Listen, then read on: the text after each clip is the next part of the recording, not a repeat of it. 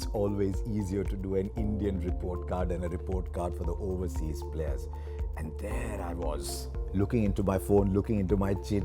What are the 8 names that my editor has given me? And he's given me some big names. Some big names had a great IPL. Some big names took home a lot of money, didn't give their franchise too many runs or wickets. So let's go. One from each franchise, remember? And we are going to start with the Kolkata Knight Riders and Andre Russell. One of my favorite players. What a tournament he had. Slow start for Andre Russell. Remember, he was a little unfit earlier on. You didn't quite know what to expect from him. He had a couple of good performances, not quite. Still managed 264 runs at a strike rate of 189, which tells me when he got it right, he was turning games around.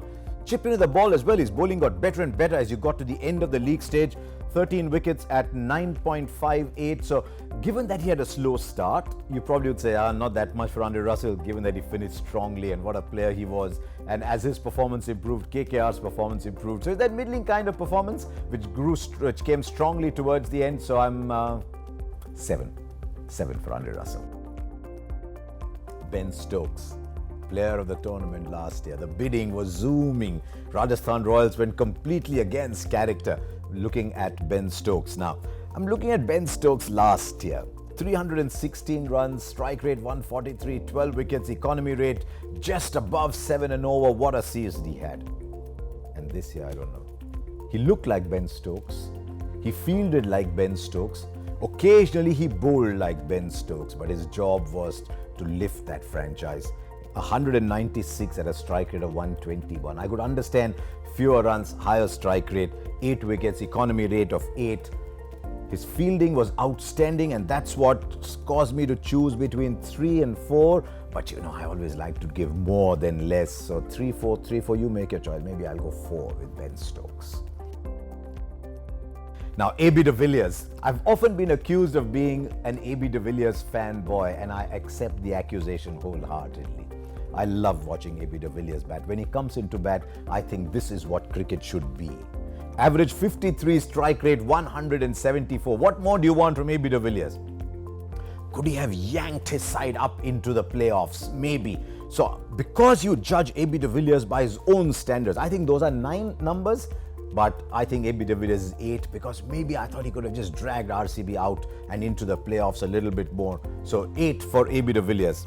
Now Rashid Khan. What a player Rashid Khan has been. Afghanistan storming the Indian Premier League. This time you expected a lot from Rashid Khan and he delivered. He carried the bowling of the Sunrisers. Literally, I know there were lots of other bowlers, but you looked at those 4 overs from Rashid Khan and said, right, what's happening here?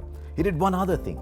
When you are now the big player for your side, you're expected to get the big batsman of the opposition out, and he did that consistently, and that is why I rated Rashid Khan so high this year. Look at the numbers for Rashid. 16 wickets from 14 games, economy rate 7.21. He just had a couple of games where he was hammered, and that's why the economy rate went the other side of 7, and always a threat. As I said, I'm going with 9 for Rashid Khan. You could say 9 and a half. Now let's go with 9. Glenn Maxwell, look at those numbers. 12 matches, 169, average 14. Yeah, strike rate's 140. But when you're a regular player, you've been picked, you're getting a lot of matches, you've been picked to change the fortunes of your side. When you average 14, just 5 wickets, didn't contribute much with the bat either, was sensational in the field. So I'm looking at a Stokes versus Maxwell comparison, and there's not a lot there, but I just thought that Maxwell threw it away at times. I'm actually going 3 for Maxwell, even though I went 4 for Stokes. Okay, we're going Mumbai Indians. Big player for the Mumbai Indians over the years. He's been part of so many big moments. I'm afraid he just did not turn up in this year's IPL. One game, he had a really good game. He went in with a lot of deliveries left. Pollard got a 50, but on either side of that, there was very, very little from Kieron Pollard.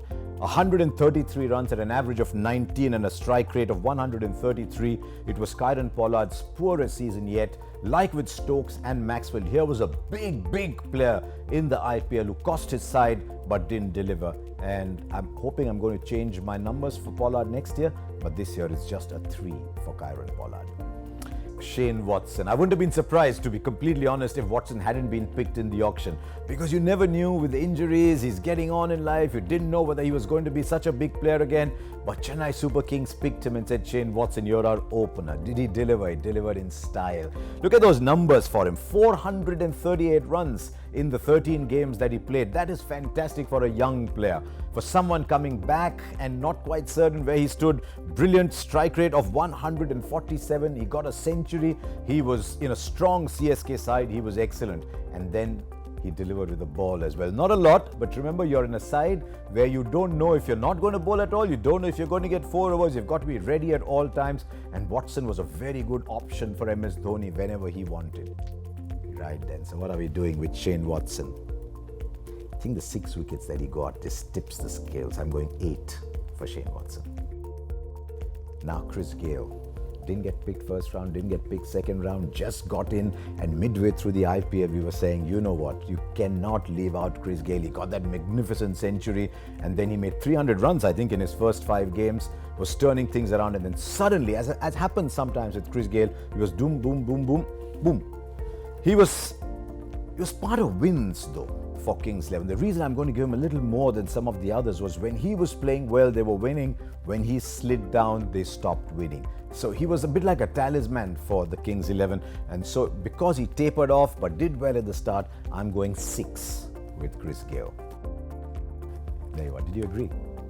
I enjoy doing these report cards. I'm told you don't mind watching them, but make a list of your own. Take these players and then say how much would I have given, and drop us a mail and tell us what you thought.